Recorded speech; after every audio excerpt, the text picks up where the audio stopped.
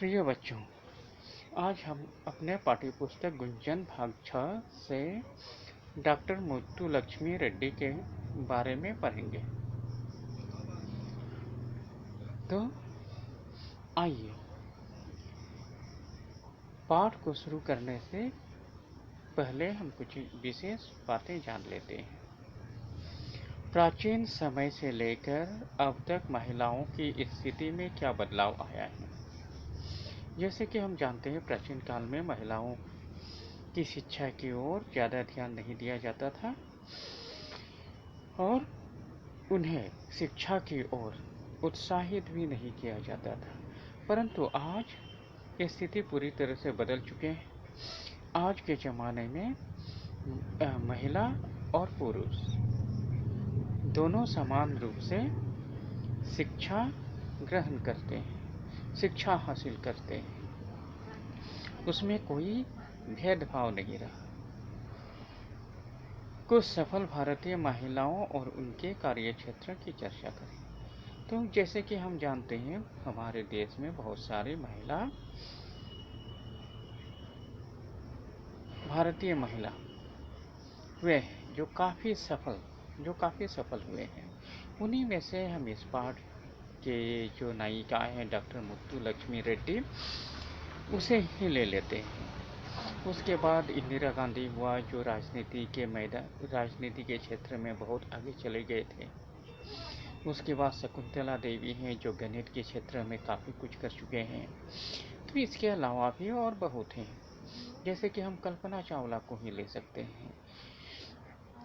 तो हम अगर एक एक करके नाम लेते चाहें तो बहुत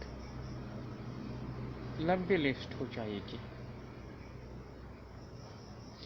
समाज में महिलाओं की दशा सुधारने और उन्हें शिक्षा का अधिकार दिलाने के लिए किए गए डॉक्टर मुत्तुलक्ष्मी के प्रयास आज भी बहुत प्रेरणादायक हैं। तो मुत्तुलक्ष्मी न खुद पढ़ लिखकर एक काबिल महिला बनी थी, बल्कि वे दूसरों के लिए भी प्रेरणा के स्रोत हैं। तो आइए पाठ को शुरू करते हैं। पापा, इस साल 15% लड़कियों ने IAS की परीक्षा पास की है। भव्या का उल्लास से भरा स्वर वातावरण में गूंज उठा। देखिए ना, अब लड़कियां किसी भी क्षेत्र में लड़कों से पीछे नहीं हैं। उस समय दीक्षित जी ने कहा, ठीक कह रही हो बिटिया।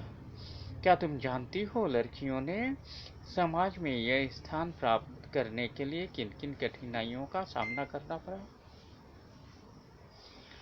भव्या की प्रश्नसूचक दृष्टि देखकर उसके पिता ने कहा, आज से लगभग 100 वर्ष पहले महिलाओं के लिए सामान्य पढ़ाई लिखाई भी आसान नहीं थी। सुनो, मैं तुम्हें चिकित्सा के क्षेत्र में स्नातक की उपाधि पाने वाली पहली भारतीय महिला डॉक्टर मुत्तुलक्ष्मी के जीवन के बारे में बताता हूँ। तो भव्या ने उल्लास के साथ यह बताया कि उस साल 15% लड़कियों ने IAS की परीक्षा पास की थी और उनके उल्लास से सारा वातावरण गूंज उठा। भव्या बहुत खुश थी, क्योंकि अब लड़कियां किसी भी क्षेत्र में लड़कों से पीछे नहीं हैं। लड़कियां भी प्रगति कर रही हैं, पढ़ाई के क्षेत्र में, हर क्षेत्र में।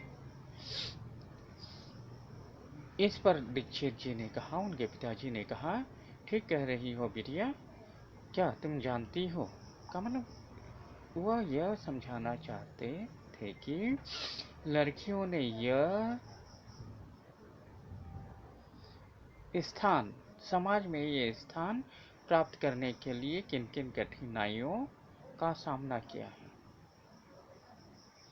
तो भव्या प्रश्नसूचक दृष्टि से उनके पिता की ओर देखा, मानो कि पूछ रही हो कि किन किन कठिनाइयों का। तो उनके पिता बताने लगे कि आज से लगभग 100 वर्ष पहले महिलाओं के लिए सामान्य पढ़ाई लिखाई भी आसान नहीं थी। का मतलब लड़कियों को शिक्षा नहीं दी जाती थी, उनकी पढ़ाई लिखाई की ओर कोई ध्यान नहीं दिया जाता था। ऐसे ही समय में डॉक्टर मुत्तुलक्ष्मी पढ़ाई लिखाई में बहुत आगे तक बढ़ गई थी। उन्होंने डॉक्टरी की पढ़ाई की थी, तो उनके पिता उन्हीं के बारे में भव्या को बताना चाहते थे कि किस प्रकार डॉक्टर मुत्तुलक्ष्मी रेड्डी संघर्ष करते हुए पहली भारतीय महिला डॉक्टर होने की गौरव हासिल की।